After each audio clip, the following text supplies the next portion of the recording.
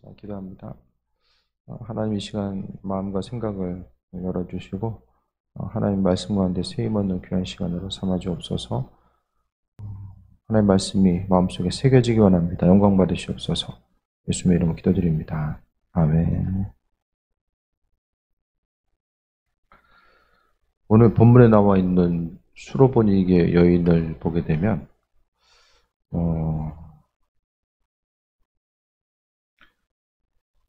겉으로 보는 표현을 보면 이 여인만큼 좀 지혜롭고 또 주님께 인정받는 그 믿음뿐만 아니라 정말로 주님과의 그 예수님이 그 성경 가운데 말씀하시는 거 보면은 아주 창조적인 방법에 의해서 다른 사람들이 예상할 수 없는 그런 말들로서 하나님 나라를 선포해 가시거든요. 그런데 이 수로보니게 여인을 통해 보게 되면 말하는 것을 통해 나타난 내용들은 가지고 있는 지혜와 또 상당히 재치 있는 모습 또한 보이게 되고, 그러면서 자신이 가지고 있는 마음에 가지고 있는 그 간절한 기대함과 소망함 또한 또 하나님께 그리스도 예수께 아뢰일 줄 알고 여러 가지 상당히 탁월한 모습이 오늘 수로보니게 여인을 통해서 비춰지게 됩니다. 자신이 가지고 있는 그 간절함 자체가 오늘 예수님과의 관계성 가운데 표현되어 나아가는 것을 보게 되는데, 오늘 본문을 통해서 볼 수 있는 것은 이제 간절한 기도뿐만 아니라 이방인 선교에 대해서 이 두 가지 관점을 통해서 오늘 본문을 또 바라봐야 됩니다. 24절 보면 예수께서 일어나서 거기를 떠나서 두로 지방으로 가서 한 집에 들어갔다라고 합니다. 예수님 해외여행 가보신 적이 있어요, 없어요? 제일 멀리 떠난 데가 여기예요. 남쪽부터, 그러니까 이스라엘의 전통적으로 영토는 계속 말씀드리지만은 남쪽의 브엘세바부터 북쪽의 단 지역까지, 브엘세바부터 단까지. 그러니까 전통적으로 따지면은 이제 이스라엘 민족, 그 이스라엘 영토, 고유한 영토 자체, 12지파가 있었던 영토 자체를 예수님께서는 벗어나지 않았다는 거죠. 그래서 땅끝까지 이르러 복음 전하라는 것은 제자들에게 주신 말씀이었던 것 같아요. 본인은 안 가셨어요. 그 제자들은 움직이고 나아가지만 예수님은 정작, 여기가 본문이 어디냐면은 두로 지방, 여기도 이제 이방 지역이에요. 그런데 신약에 와서는 이방 지역이지만은 구약의 때는 이방 지역이 아니었던 거죠. 그래서 두로 지방은 예수님의 주로 활동하셨던 근거지는 갈릴리 호숫가, 갈릴리 해변가가 예수님의 주 활동 무디였었고, 또 근근히 이제 한 번씩 예루살렘을 방문하셨던 내용들이 비춰지게 되는데, 예수님을 따랐던 사람들의 이제 많은 사람들의 출신 자체가 베드로를 비롯해서 그 출신이 이제 갈릴리 지역이잖아요. 갈릴리에서부터 50km 북쪽으로 더 올라가야지만이 여기 나와 있는 두로 지방이 있게 됩니다. 그러니까 예수님 50km 하면은 여기서 수원 거리예요, 수원. 이 당시에 보게 되면 이제 뭐 직선 거리가 50km, 그러니까 길 자체가 온전치 못하면 똑같이 50km라고 할지라도 훨씬 더 이제 길이 구부러져 있고 뭐 산도 통과해야 되고, 그러면 지금이야 이제 고속도로가 다 잘 나 있어가지고 갈 수 있게 되지만 이 당시만 해도 이제 50km 북쪽으로 떨어진 지역을 또 걸어서 움직이려고 하면은 그만큼 그래도 내내 걸어도 한 이틀은 가야 되지 않을까, 그런 생각을 하거든요. 예수님께서 거기를 떠나서 이제 올라가시는데 어디로 가시는가? 두로 지방으로 가서 한 집에 들어가서 아무도 모르게 하시려나 숨길 수 없더라. 예수님께서 북쪽에 두로 지방에 왜 가셨죠? 왜? 제자들의 모습도 오늘 본문에는 이제 나오지 않아요. 혼자 있는 모습이 나오거든요. 이 성경에 나와 있는 것을 근거로 보면은 쉬러 가신 거예요, 쉬러. 쉬러 가셨어요. 가까운 데서 조용히 쉬면 되지 뭘 이렇게 먼 데까지 가셨나 생각할지 모르겠지만, 예루살렘이 아니라 그 예루살렘뿐만 아니라 그 갈릴리 지방에서 계속해서 사역을 하시다 보니까 사람들 때문에 쉴 수가 없는 거예요. 그래서 제 생각에는 북쪽으로 좀 멀리 가셔가지고 한적한 지역, 왜 알 수 있냐면은 아무도 모르게 하시려고 했다. 만약에 복음 전파하고 갈릴리에서 행하셨던 것처럼 똑같이 어떤 사역을 행하기 위해서 가셨으면은 굳이 뭐 아무도 모르게 가실 이유가 없고 숨으려고 하신 이유가 없잖아요. 근데 뭔가 지금 예수님께서는 자신에게 있어서의 이 계속해서 7장 내용을 보게 되면은 이제 바리새인들과 서기관들과 이렇게 부딪히는 내용들이 나오거든요. 그러니까 계속해서 이제 부딪히다 보면 예수님이 그 맡은 바 사역을 완전히 끝낼 수가 없는 거예요. 그래서 오늘 본문 가운데 보면은 예수님은 그 바리새인들과 서기관들 전통이 뭐냐, 뭐 지켜야 될 계명이 뭐냐, 이거 가지고 이제 논쟁하시다가 이제 결국 나중에는 어떻게 하십니까? 두로 지방에 가서 한 집에 들어가서 아무도 모르게 하시려고 들어갔는데 이미 보게 되면은 두로 지방에까지 예수님의 소식이 50km 정도면은 뭐 멀다면 멀지만은 소문이 예수님께서 행하셨던 그 행적들이 계속해서 뻗어 나가기에는 뭐 그렇게 엄청나게 먼 거리가 아니잖아요. 예수님은 쉬러 가셨는데 그와 같이 이제 소문이 난 거죠. 근데 뒤에 이제 수로보니게 여인과의 그 대화 여러 가지 내용을 통해 보게 되면 쉼의 목적도 있었지만은 예수님께서 굳이 이 당시에 안 갔었던 그 이방 지역까지 간 것은 뭐냐면 이후에 제자들은 땅끝까지 이르러 복음 전하라고 하니까 기껏 간다는 것 자체가 그냥 예루살렘 내에서 주변만 돌았지 먼데 안 가잖아요. 그런데 나중에 보게 되면은 이 안디옥뿐만 아니라 주변에 있어서 복음을 전파하고 땅끝까지 복음을 전파하는 이런 증인으로서 어쩔 수 없이 예루살렘 교회 박해가 시작되면서 흩어지게 되는데 그 순간에 제자들은 이방인을 향해서 복음을 전하라고 했을 때 아마 오늘 마가가 기억했던 것처럼 이 마태복음, 마가복음 두 복음서에서 수로보니게 여인의 믿음의 내용들이 나오거든요. 그러니까 초대 교회 공동체 가운데서 이 땅끝까지 이르러 복음 전하라고 했을 때에 이방인 전도에 대한 모습을 예수님께서 먼저 다시 보여주신 거예요. 엄청나게 이제 뭐 그 사도 바울처럼 뭐 유럽이나 아시아를 넘어서 터키 지역까지 계속해서 움직이지 않았지만은 예수님께서 움직일 수 있는 그런 거리 자체가 많이 움직이지 않았지만 이방인을 만나서 또 치유하시고 함께 하시는 모습들을 보면서 나중에 이 마가복음이 그 복음서 네 복음서 중에서 제일 먼저 쓰여진 것이 이제 마가복음이거든요. 이 마가복음을 통해서 우리가 보게 되면 제자들 초대교회 공동체 가운데서는 예수님도 이방인들에게 만나서 치유하시고 복음을 전하셨지 이 기억 자체가 제자들로 하여금 이방인을 향해서 복음을 왜 전해야 되는지에 대해서 그런 중요한 동기부여가 됐다라는 거예요. 25절에 이에 더러운 귀신 들린 어린 딸을 둔 한 여자가 예수의 소문을 듣고 곧 놓아서 그 발 아래 엎드리니 소문을 듣고 왔어요. 이 여인은 주변에 누군가 있어서가 아니라 소문 듣고 찾아온 거예요. 그러니까 사람은 들을 귀가 열려져 있어야 됩니다. 스스로 어떤 말씀을 어떻게 들어야 되는가, 이 들을 귀가 열려 있지 않으면 무엇을 해야 될지도 몰라요. 많은 사람들이 예수님께 왔던 많은 사람들이 주님에 대한 소문을 듣고 또 움직이고 모이게 되는 이런 과정들을 우리가 발견하게 됩니다. 주님의 소문 자체가 이방 지역까지 펼쳐지게 된 거예요. 그러니까 제자들은 아무도 이방 지역까지 복음에 전해지는 것에 대해서 또 생각하지 못하고 있었는데 하지만 하나님의 복음은 어떻게 진 거예요? 누가 나아가서 일일이 전하지 않아도 자연스럽게 꼬리에 꼬리를 물고 자연스럽게 주님에 대한 소식 자체가 멀리 북쪽까지 전해지고 있었다는 것을 보게 됩니다. 지금도 사람이 의도치 않아도 우리의 삶에 우리도 모르는 사이에 우리가 행한 입술의 고백 또 입술의 고백뿐만 아니라 삶에 있어서의 작은 행함을 통해서도 하나님 나라가 계속해서 확장되어 나아갈 수 있다는 것에 대해서 우리는 잊지 말아야 됩니다. 예수님도 이 당시에 보게 되면 조용히 가시려고 했는데 소문이 나서 사람들이 곧 와서 발 아래 엎드리는 것.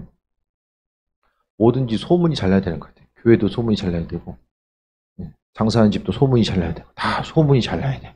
소문이 이상하게 나가면 망하는 거 한순간이잖아요. 그러니까 그 소문이 잘 전해지기 위해서는 그 믿는 사람들의 책임이죠. 예수의 소문을 듣고 발 아래 엎드렸다라고 말씀하고 있습니다. 유대인들보다는 이 이방인들이 정말 탁월한 사람들이 많아요. 성경을 통해서 예수님께 칭찬받았던 사람들이 많은 부분이 이방인이거든요. 그러니까 이방인들은 예수님에 대해서 같은 유대인들은 예수가 누구냐? 갈릴리 출신의 그 아버지는 누구고 뭐 요셉이고 형제든 이렇게 돼. 약간 이제 예수님을 메시아로서 바라보는 그 객관적인 시선 자체는 유대인들에게 좀 약했던 것 같아요. 하지만 이방인들은 어떤 편견 없이 예수님이 누구인지 하나님의 아들 되심에 대해서 분명히 인식하고 예수님의 발 아래 엎드렸다라는 것은 뭐냐면 이제 하나님의 아들 되심에 대해서 또 말씀하고 있는 것이고 하나님 아들 되심에 대해서 이제 믿고 나아가는 것에 대해서 이야기하는 거죠. 그래서 여기 나와 있는 이 소문에 대해서 들었는데 예수님의 발 앞에 엎드리는 거, 이것은 이방 지역에 이미 자발적인 회심자가 있었다라는 거예요. 누가 가서 복음을 전하지 않았는데, 다시 말씀드리면 자발적인 신앙인들이 그 안에서 생겨나고 있었던 거. 지금으로 이제 이야기하면은 이 지역 자체가 이제 레바논 쪽하고 이제 가깝다라고 볼 수 있는데, 성경에 나와 있는 시리아, 페니키아, 지금 그 정도로 이제 보게 되죠. 이방 지역에 이제 회심자들이 있었고, 또 듣고 주님에 대해서 듣고 찾아온 사람들이 있었다라는 것을 보게 되면, 다시 한번 말씀드리면 복음의 능력 자체가 얼마나 강력한 것인지에 대해서 우리가 발견하게 됩니다. 어쨌든 이방인으로서 믿음을 가지고 있었고, 또 26절에 그 여자에 대해서 자세하게 이야기하는데 헬라인이고 수로보니게 족속이다라고 말씀하고 있습니다. 이것은 우리가 잘 보세요. 7장 1절부터는 바리새인과 서기관 중에 몇이 예수님께 와서 예루살렘에서 와서 예수께 모여들었다가, 그러면서 이제 뭐 장로의 전통을 뭐 음식을 손을 씻고, 여기 보면은 제자 중 몇 사람이 부정한 손을 씻지 아니한 손으로 떡 먹는 것을 보았더라라고 이야기합니다. 그러면서 바리새인들과 모든 유대인들의 장로들의 전통을 지켜 손을 잘 씻지 않고 음식을 먹지 아니하며, 이것을 이제 장로들의 전통으로도 볼 수 있지만은 이 전통 자체가 제사장들이 어떤 신앙적으로 성전과 연결돼 있었던 제사장들, 또 레위인들과 연결돼 있던 이런 손 씻는 것 자체가 그런 관습으로서 보여지는데, 일반 사람들에게는 요구되지 않아도 되는 이런 율법으로서 이야기하기도 하거든요. 근데 이와 같이 바리새인들이나 서기관들은 아주 그 유대교 내에서 또 바리새인 그룹 중에서 아주 특별한 존재로서 바리새인들과 더불어서 그 서기관들도 특별한 존재로서 이제 인식되는 거죠. 물론 서기관이 바리새인일 수도 있고 바리새인이면서 서기관일 수도 있는 거죠. 근데 이 사람과 이 수로보니게 여인의 이제 24절부터 나온 수로보니게 여인이 상호 대비돼서 나오고 있어요. 그냥 나온 것이 아니라 어떤 성경에 보게 되면 시간에 순차적으로 이어지는 것들도 있지만, 많은 부분에 있어서 이 시간의 그 배열 자체가 이제 예수님의 생애에 따라서 그대로 이어지지 않는 부분도 있거든요. 그러면서 이제 오늘 마가가 이야기하고 싶은 것은 하나님의 인도하심, 그러니까 온전히 선택받은 백성, 유대인들은 뭐 바리새인들과 서기관으로 알고 있지만은 하나님 보시기에 정말 선택받은 사람들이 누구인가? 하나님 나라의 잔치에 초청받은 사람이 정말 누구인가? 그것에 대해서 지금 질문하고 있는 거예요. 읽는 이들로 하여금. 그래서 바리새인들은 계속해서 이제 뭐 그들의 전통이 이렇고 저렇고 뭐 손을 씻고 안 씻고, 그러면서 예수님께서 23절에 이 모든 악한 것이 다 속에서 나와서 사람을 더럽게 한다라고 또 말씀하고 있죠. 그런데 이 그 장로들의 전통뿐만 아니라 이스라엘 민족들이 지키고자 했었던 그 전통에 대해서 이야기하면서 그것이 아니라 그와는 상관없이 그 수로보니게 여인은 뭐 율법과 전통과는 아무 상관없는 사람이잖아요. 그런데 정작 7장에서 은혜를 입은 사람이 누구인가? 치유함과 회복함이 있는 그 치유와 회복을 경험한 사람이 누구냐? 서기관과 바리새인이냐 아니면 이방 여인이냐? 그걸 지금 이야기하고 있는 거예요. 전체적으로 우리가 보게 되면, 그러니까 성경을 볼 때에 우리가 그냥 일부분만 단편적인 그냥 단락만 보는 것이 아니라 전체적인 이런 관점 가운데서 우리가 볼 수 있어야만 합니다. 그러면서 지금 굳이 뭐 여인이 왔으면 온 건데 굳이 뭐 헬라인이고 수로보니게 여인이고 뭐하라 그거 얘기를 했을까요? 굳이 뭐 안 밝혀도 돼요. 그냥 여기서 중요한 것은 원래는 이 여인의 그 자녀가 귀신 들렸다라는 것이 핵심적인 내용이지, 헬라인이고 수로보니게 출신이라는 것 자체가 별로 이렇게 사실 중요한 내용은 아닌데 중요해요. 이 출신을 이야기하면서 그러니까 이방인이고 여자예요. 구원과는 전혀 상관없는 것처럼 비춰지고 또 수로보니게 여인이 예수님을 찾아왔다는 거, 이방 여인이 예수님을 찾아왔다는 거. 이방인의 입장에서 유대인들을 바라보는 것에 대한 장벽보다 유대인들이 이방인을 만나는 것에 대한 장벽이 훨씬 더 높아요. 어쨌든 상호에 있어서의 눈에 보이는 전통 가운데서는 부담스러운 상황이지만은 사람이 간절함이 있으면 주님께 와서 기도하고 하나님께 나아가요. 기도 제목, 간절한 기도 제목 있는 사람들이 기도하고 또 주님 만나야 되는 분명한 이유와 목적이 있는 사람들이 와요. 예수님께서 지금 제 생각엔 그래요. 쉬러 오시고 자신을 숨기기 위해 아무도 모르게 오셨는데 그 사람 모르겠어요. 예수님이 수로보니게 여인이 만난다고 했을 때 아주 기쁜 마음으로 내가 너 기다렸다. 이런 분위기는 좀 아닌 것 같아요. 아, 좀 쉬고 싶은데 또 왔네? 살짝 좀 이런 분위기? 표정 자체가 예수님 말투도 그렇고 별로 이렇게 편안하게 사람 반기는 분위기는 아니에요. 그렇잖아요. 그런데 그 분위기지만은 오늘 본문 가운데서 바리새인들과 비교해서 이 여인은 어떻게 보면 예수님으로부터 칭찬받는 그 모습을 비춰지게 됩니다. 그래서 수로보니게 족속이고 자기 딸에게 귀신 쫓아내주기를 간구하거나 간절히 소망하고 간구하게 됩니다. 이 성경에 보게 되면은 그 수로보니게 여인의 그 모습도 그렇고 또 이제 억울한 일이 있을 때에 또 과부가 가지고 재판장에 간청하는 모습도 이야기하잖아요. 다 신약에 보면 여자들이 와서 기도하네. 간절히 와가지고 가족들 위해서 간구해달라는 모습, 대부분 성경에 있어서 그 여자들이 계속해서 간구하기 기도하는 것 같아요. 교회 전통 가운데 남자들보다 카톨릭 전통은 이제 그 수사들이라고 하는 카톨릭 사제들이라는 계급이 있었지만은 어쨌든 교회 전통 가운데서는 여인들이 더 분명한 기도의 제목과 목적을 가지고 이 간구했던 내용들을 우리가 발견하게 됩니다. 27절에 예수께서 이르시되 자녀로 먼저 배불리 먹게 할지니 자녀의 떡을 취하여 개들에게 던짐이 마땅치 아니하니라 라고 합니다. 27절의 내용을 보면은 참 이게 설교하는 입장에서는 이게 참 어떻게 생각하면 좀 부담스러운 구절이죠. 이게 지금 할 소리가 아니잖아요. 어떻게 생각하세요? 이게 자녀의 떡을 개들에게 던짐이 마땅치 않다라는 것은 어떻게 생각하면은 자녀라는 것은 하나님께서 이스라엘 민족들을 선택하신 거 분명하게 하나님은 이스라엘 민족들을 향한 특별한 계획하심과 사랑함이 있어요. 제가 보기엔 있어요. 성경을 통해 보게 되는 예수님도 적절한 비유가 될지 모르겠지만은 그 제자들, 사랑하는 수제자들, 더 사랑하는 그룹들이 있었잖아요. 똑같이 교회 공동체 있지만 하나님 주님이 더 사랑하는 사람들이 분명히 있는 것 같아요. 모두 다 똑같이 사랑하시는 것 같지는 않아요. 이스라엘 민족들이 지금까지 예수님 만나가지고 얼마나 큰 고생을 합니까? 어떻게 생각하면은 나라 없어지고 나서 그들은 가는 곳마다 이제 욕 먹었어요. 왜? 그러니까 구약 시대를 통해 보게 되면 가나안 땅에 이제 정착하고 나서 온전히 하나님과 약속이 이제 깨지는 바람에 어떻게 됩니까?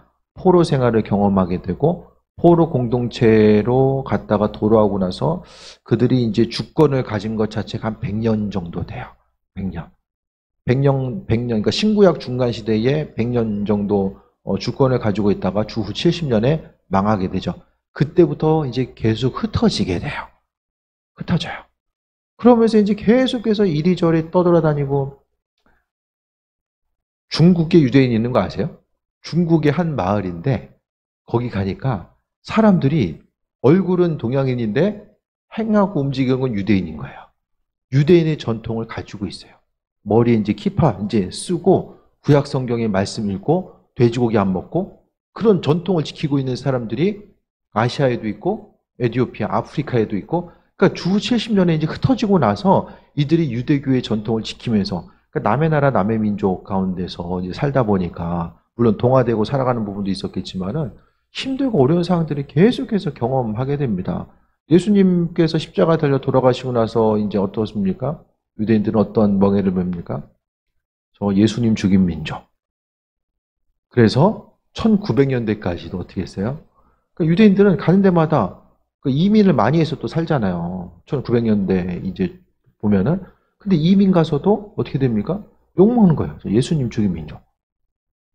그게 평생 이제 지금까지 대대로 욕먹으면서 이제 살아오게 되고, 그러니까 기독교에 대한 이제 반감이 있을 수밖에 없고, 우리가 아는 것처럼 독일에 의해서 이제 600만 명이 이제 사살되고, 그런 환난과 어려움, 그러니까 말씀을 지키고 나아감에 있어서, 하지만은 그들 민족을 하나님께서 지금까지 보호하시고 인도하시는 내용들에 대해서 우리가 발견하면 순간순간 하나님은 이스라엘 민족들이 사라지지 아니할 수 있도록 계속해서, 그러니까 지금도 이제 중동에서 이스라엘을 잡아먹기 위해서 이제 얼마나 합심해서 이제 뭐 공격하고 합니까? 그런데 어쨌든 하나님의 특별한 보호하심과 인도하심이 있고 그들을 향한 계획하심이 있어요. 그래서 하나님이 이스라엘 민족들 아주 귀하게 여기시고, 왜? 제가 계속 말씀드리지만은 이스라엘 민족들이 없었으면 성경이 우리에게 있을 수가 없어요. 제가 말씀드리잖아요. 그들의 가장 큰 공헌은 성경의 전수자들, 하나님 말씀을 간직했다가 후대에 전달하고 이스라엘 민족이기 때문에 가능했던 거예요. 그래서 지금의 이제 성경 시대의 역사가 4000년을 통해 보게 되면 4000년 동안 말씀을 간직해서 전달하고 지금도 후대에 계속해서 전달하고 있는 민족이죠. 그래서 하나님은, 예수님도 그랬기 때문에 먼저 이스라엘 민족들에 대한 구원 자체가, 왜냐하면 그들이 먼저 아브라함에게도 마찬가지잖아요. 아브라함을 부르시고 너 복의 근본이 돼서 다른 사람들 섬길 거야. 아브라함에게 약속하셨고 그 약속이 이스라엘 민족들에게 이어진 거예요. 그래서 예수님은 이방 민족들보다 먼저 유대인들에게 사역을 집중했던 거죠.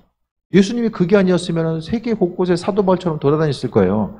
그런데 예루살렘, 갈릴리, 특히 이제 먼 곳으로 해외로 떠나지 않았던 것은 예수님의 관점 자체는 헬라 지역이 아니라 유대인들에게 먼저 마음의 중심이 있었던 거죠.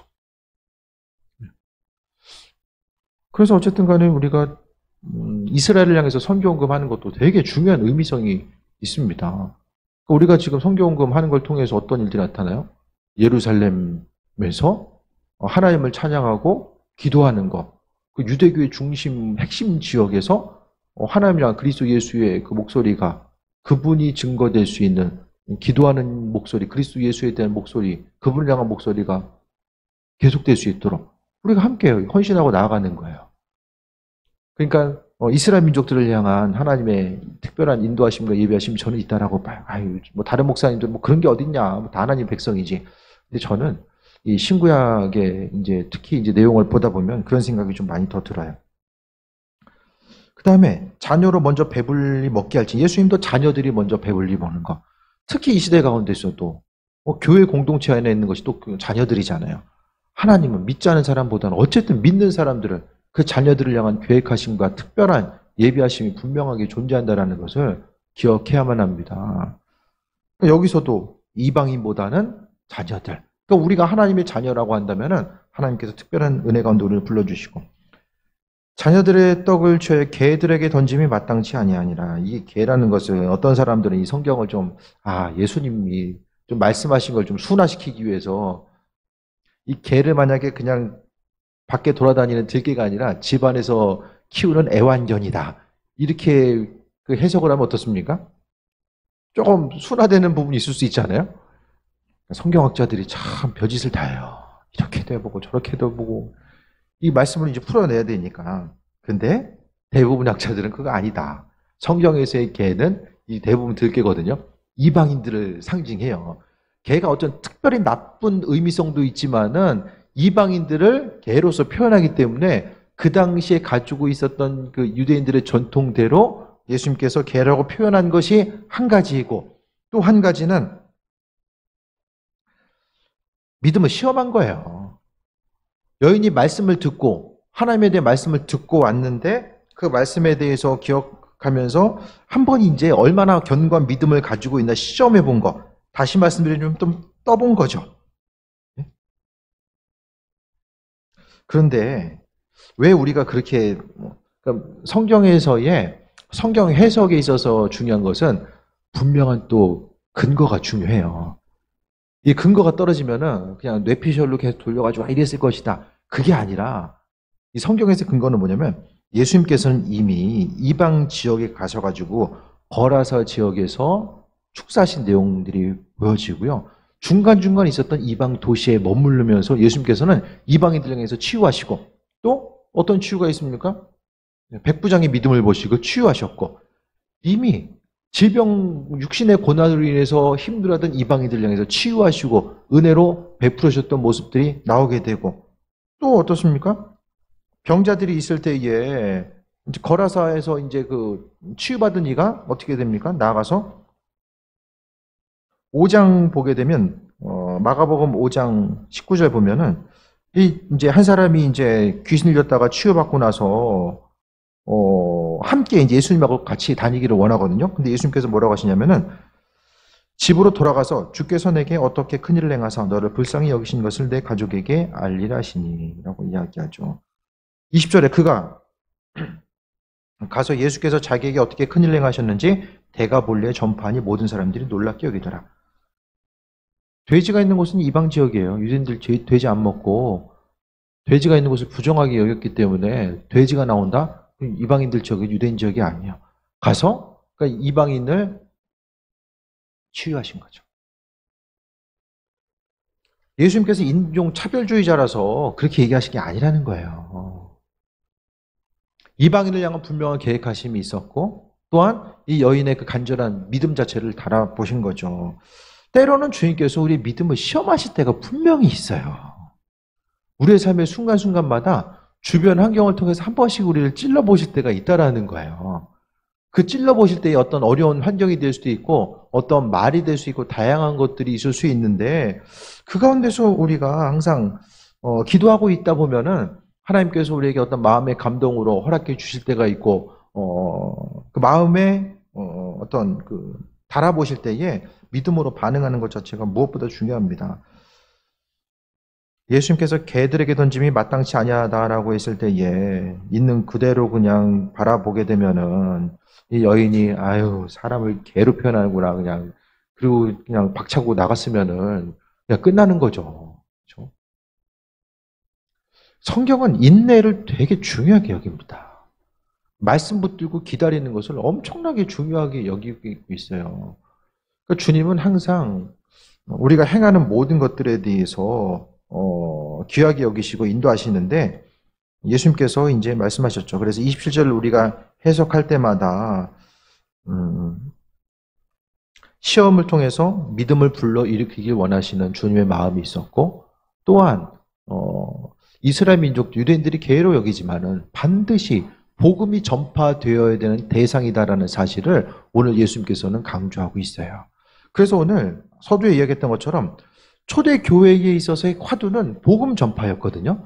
예수님이 하늘 올라가시면서 복음 전해라 라고 올라가셨기 때문에 복음 전파가 화두였고, 이 복음을 어느 선까지 어떻게 전해야 되는가에 대해서 고민하고 있을 때에 예수님께서 오늘 본문에 나와 있는 두로 지방까지 가가지고 한 여인에 대해서 복음을 전파하시는 은혜를 베푸셨던 모습들 자체는 제자들의 머릿속에 각인되셨을 거예요.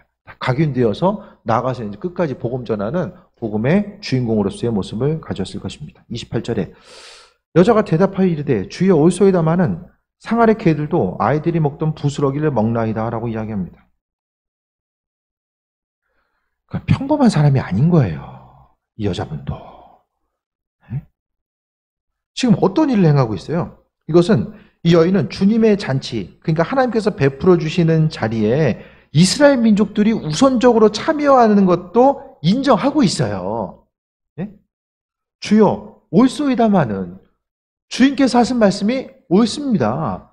하나님이 이방인을 향한 특별한 은혜, 그들 향해서 하나님이 뭐 이방인 누군가가 아니라 이스라엘 민족들 향해서 계속해서 하나님의 뜻과 인도하심을 비춰주셨잖아요. 다니엘서를 통해서도 보게 되면은 이후의 나라들이 어떻게 움직여질 것에 대해서 세계 정세에 대해서 다니엘에게 지혜를 주셔서 예언하게 하시는데, 하나님의 귀한 음성이 다른 이방 민족이 아니라 이스라엘 민족들, 그들을 향해서 계속해서 전파돼 나아가는 그 특별한 은혜가 있었고, 이스라엘 민족들은 그들은 계속해서 복음을 지키고 나아감에 있어서 특별한 은혜가 있었어요. 그러니까 예수님의 말씀에 대해서 아니 어떻게 사람을 개라고 이야기합니까? 그렇게 이야기하면서 예수님께 따지듯이 이야기했던 것이 아니라 뭐라고 이야기합니까? 주여 올소이다마는 주께서 말씀하신 거, 하나님이 이스라엘 민족들을 향한 특별한 은혜가 있다는 것을 나는 인정합니다. 하지만은 이방인에게도 역시 그 하나님 나라의 잔치에 참여할 수 있는 참여권, 그 권리가 있다라는 사실을 아울러서 언급하고 있는 거예요. 아니, 이게 얼마나 대단한 순발력이에요.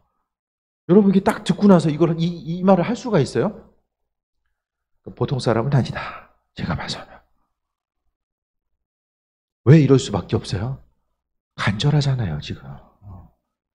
자녀가 지금 어떤 상태예요? 귀신 들렸어요, 귀신.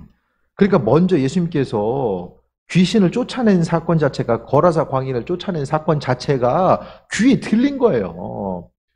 우리는 먼저 이제 사람들이, 믿지 않는 사람들은 믿는 사람들을 향해서 하나님께서 어떻게 행하셨는지를 보는 것을 통해서, 보고 듣는 것을 통해서 그들도 믿음을 갖게 돼요. 많은 경우. 그러니까 하나님은 우리에게 은혜를 베풀어 주시고 치유의 능력을 베풀어 주신 이유는 우리로 하여금 복음의 증인되는 그 귀한 삶을 살아갈 수 있도록 하시기 위해서 은혜를 베풀어 주시는 거예요. 그래서 들은 거, 예수님의 소문에 대해서, 예수님이 하나님의 아들 되심에 대해서도 들었지만은 그분께서 귀신 들린 이를 치유하신다라는 그 소문 자체를 듣고 그 간절함이 있었기 때문에 나아만 장군이 강에 들어가서 요단강에서 몸을 7번 담글 수 있었던 것도, 그 7번 담글 수 있었겠습니까? 요단강? 간절함이죠. 신앙인에게 있어서의 간절한 기도 제목은 우리를 살리게 하는 원동력입니다. 하나님 말씀을 온전히 이해하고 해석하고 그 말씀이 생명임을 깨닫게 하는 온전한 원동력이에요. 어떤 사람이 대단한 사람이냐면 아무 근심 걱정 없고, 눈에 보이는 그 상황 자체가, 가끔 이제 그 TV 속에 나오는 잔잔한 그 호숫가, 그 하늘에서 바닷가, 잔잔한데 하늘에서 햇빛이 바다에 비쳐가지고 바닷가가 반짝반짝 이렇게 빛나고 구름 한 점 없고 바람도 없는 그런 잔잔한, 물론 그렇게 인생 사신 분도 있어요. 그런데 눈앞에 펼쳐지는 아무런 요동함이 없음에도 불구하고 내 삶이 여전히 그리스도 예수를 바라볼 수 있다면 얼마나 기쁘고 감사한 일인가. 아무 일 없음에도 불구하고 그리스도 예수를 찾을 수 있으면 하나님 얼마나 기뻐하실까. 성령님은 우리에게 어떻게 임하십니까? 성령. 예수님께서 세례받았을 때에 성령이 비둘기처럼 임하는 것. 잔잔하고 고요함 가운데서 성령이 임하세요. 크게 통성으로 기도할 때뿐만 아니라 잔잔한 가운데서도 성령께서는 우리에게 말씀하십니다. 그 삶의 잔잔한 순간 가운데서도 주의 음성에 귀를 기울이고 나아갈 수 있음이 정말 큰 은혜가 되는 거죠. 근데 많은 사람들이 기도 제목이 있어야 기도해요. 그렇잖아요. 어떤 사람들이 기도해요, 교회 와서. 기도 제목 없는 사람들이 기도 안 해요. 간절함이 있는 사람들이 기도한다니까요. 그 간절함? 그러니까 오늘 수로보니게 여인도 여기서 언급될 수 있는 것은 간절함이 있었던 거죠. 자녀가 아픈 것보다 더 힘든 게 어디 있어요. 그 간절함을 가지고 나온 것을 보게 됩니다. 그랬을 때 예수님께서 이르시되, 29절 보면 이 말을 하였으니 돌아가라. 귀신이 내 딸에게서 나갔느니라 하십니다. 예수님은 딸을 만나본 적도 없어요. 이 말을 하였으니, 말이 지금 능력인 거죠. 여인은 뭐라고 이야기합니까? 예수님에 대해서 인정하고 은혜를 간구하는 거죠. 입술의 고백 자체가 능력입니다. 백부장도 뭐 했습니까? 말하잖아요. 말로써. 말이라는 것은 다른 것이 아니라 우리가 가지고 있는 간절한 기대함과 소망, 그 믿음이 입술의 고백으로서 표현됐을 때 그게 능력이 된 거예요. 그래서 이 여인이 다 한 것이 아니라 말했잖아요. 뭐 예수님에서 뭘 헌신했다는 내용 그런 건 없어요. 그냥 믿음의 고백이에요. 그 믿음의 고백을 예수님께서 얼마나 귀하게 여기셨는가. 상에서 떨어진 것들도 개들이 먹는다. 그러니까 예수님께서 어떻게 하신 거예요? 수긍하신 거죠. 인정하신 거예요. 상대적으로 반대로 보면 예수님이 여인의 말에 반대로 설득당하신 거예요. 예수님이 여인의 말을 들으니까 그럴듯해. 말함에 있어서 이제 여인이 어떻게 해서 어떤 그 신학자는 아까 잠깐 주석 보니까 이게 말로 하는 이 배틀이다. 여인과의 싸움에서 여인이 승리했다. 뭐 이런 식으로도 이제 표현하는 내용들도 봤거든요. 예수님도 치유 선포를 말로 하잖아요. 치유됐다. 말로 하고 돌아가세요. 이제 보내잖아요. 여자가 집에 돌아가 본즉 아이가 침상에 누웠고 귀신이 나갔더라. 짤막하게 한 구절을 표현하고 있습니다. 간청하는 기도. 삶에 있어서의 간절한 기도 제목이 있다는 것 자체가 은혜예요. 사람이 편안하고 잠잠한 가운데서 믿음 지키기가 정말 쉽지 않아요. 쉽고 편안하면 더 쉽고 편안하고 싶어져요. 누리고 있으면 더 누리고 싶고, 또 힘들고 어려운 거는 피해가고 싶은 것이 사람의 마음입니다. 고난 가운데서 우리가 주님을 찾고 그 믿음을 성장할 수 있으면 이 땅 가운데서 조금씩 주님도 닮아가고 믿음이 성장할 수 있으면 그것이 참 은혜이고 인도하심의 증거입니다. 오늘 본문 정리합니다. 간절한 기도의 모습. 간절함이 있었기 때문에 이 여인은 예수님 앞에 나아갈 수 있었고, 또 하나님께서는 만나게 하시고 은혜로 함께 하셔서 이방 지역에서 하나님의 뜻과 인도하심을 또 경험할 수 있는 한 사람을 만나게 하신 거죠. 이 간절함 자체, 어떤 예수님의 어법 자체가 부드러운 어법은 아니었지만 그래도 그 말을 듣고 나서 남겨진 은혜, 자신에게도 그 은혜의 잔치 자리에 참여할 수 있는 권리가 있다는 사실을 예수님께 말씀드림으로 인하여서 또 은혜를 경험했던 모습에 대해서 보게 됩니다. 그러니까 성경을 통해 보게 되면 사람의 말에 창조주 하나님이 반응하는 거죠. 하나님이 모든 걸 다 고정시켜 놓으신 다음에 야, 이거 아니면 안 된다? 예수님의 원칙이잖아요. 이방인들이 아니라 유대인들 향해서 먼저 복음 전하는 것이 원칙인데 예수님께서는 그 원칙을 잠시 내려놓으시고 간절한 기도 때문에, 구약에서 보면은 사람들의 기도 때문에 하나님의 마음을 바꾸시는 것처럼 우리의 주님을 향한 믿음의 간구가 정말 하나님께서 허락하신 기도 응답을 경험하고 그 은혜의 보좌 앞에 하나님이 경험할 수 있는 귀한 근거가 된다는 거예요. 결국 주님과의 대화잖아요. 기도가 주님과의 대화이고, 이 시간 나와서 주의 전에 나와서 주님의 뜻에 대해서 간구하고 은혜 가운데 인도하심 받아 나아가고자 했을 때에 우리가 날마다 그리스도 예수 주님을 경험하는 귀한 삶을 살아갈 수 있게 됩니다. 또 한 가지가 오늘 본문에 있어서는 다른 것보다도 이방인 선교. 예수님께서 먼저 이방 지역에 가셔서 준비시키시고, 또 이 여인과의 만남 자체가 계획된 것일 수도 있고 아닐 수도 있어요. 하지만 이 여인과의 만남을 통해서 이방인 선교가 확장돼 나아가는 것, 또한 제자들은 이 시대 가운데서도 이미 보이지 않는 회심자들, 이방 지역에 주님을 믿고 그리스도 예수를 믿는 회심자들, 마음을 돌이킨 이들이 존재했다는 사실에 대해서 기억하면서 제자들이 맡아 감당해야 될 사명들이 무엇인지를 다시 한번 깨달아 알게 되는 이런 순간들이 교회 공동체 가운데서, 초대 교회 공동체 가운데서 인식되게 되었다는 사실을 우리가 발견하게 됩니다. 예수님 말씀은 절대적인 진리의 말씀이지만 하나님께서 우리를 자녀로 삼아 주셨기 때문에 때로는 아버지께서 마음을 바꾸시는 것. 어떤 사람들에게 간절함이 있는 사람들, 주님을 찾고자 하는 사람들, 아버지께 마음의 중심을 두는 그 한 사람을 귀하게 여기시고 아버지께서 마음을 바꾸시는 모습들에 대해서 보게 됩니다. 사람 보기에는 시간이 엄청나게 오래 걸릴 것 같고 전혀 가능성이 없어 보이는 그 일들을 하나님은 하나님의 뜻대로 그분의 방법대로 이루시고 함께 하신다는 것에 대해서 발견하게 됩니다. 아버지께서 주인 되셔서 우리 삶 여정 가운데 은혜 베푸시고 함께 하시는데, 오늘 수로보니게 여인의 그 간절한 믿음과 또 세계의 선교에 있어서의 그 핵심적인 내용들, 이 두 가지를 다시 한번 보시고 그 다음에 좀 더 넓게 봐야 될 것은 7장 전체 가운데서 하나님의 은혜를 소유한 사람, 하나님의 잔치 자리에 참여한 사람들이 누구냐? 7장 초반에 나와 있는 바리새인들과 서기관이냐? 아니면은 수로보니게 여인이냐? 온전한 신앙인의 모습, 하나님 나라의 합한 자가 누구인가를 오늘 본문은 분명하게 누구다라고 정확하게 이야기하지 않고 오늘 본문을 통해서 이 여인에게 일어났던 일들을 통해서 하나님 나라의 합한 자가 누구인가, 그것에 대해서 분명하게 우리에게 언급해 주고 있습니다. 아버지 마음에 합한 자로서의 하루하루의 삶을 살아가며 우리의 간절한 기도와 간구가 도대체 어떤 일들을 행하고 무엇을 만들어내는가, 그것에 대해서 분명히 인식하시고 우리의 기도는 하나님의 능력을 경험하고 주의 도우심과 인도하심을 경험할 수 있는 강력한 무기고 하나님의 선물이라는 사실을 기억하고 또 은혜 가운데 간구하고 마음 문을 열고 아버지께서 가지셨던 믿지 않는 사람들을 향한 복음 전파의 그 믿음의 열정이 우리 10년 가운데서도 날마다 더해지기를 주의 이름으로 축원드립니다. 기도하겠습니다. 주님의 사랑에 감사드립니다. 오늘 수르보니게 여인의 믿음을 통하여서 주님 마음에 합한 자가 누구인지를 분명히 말씀해 주셨습니다.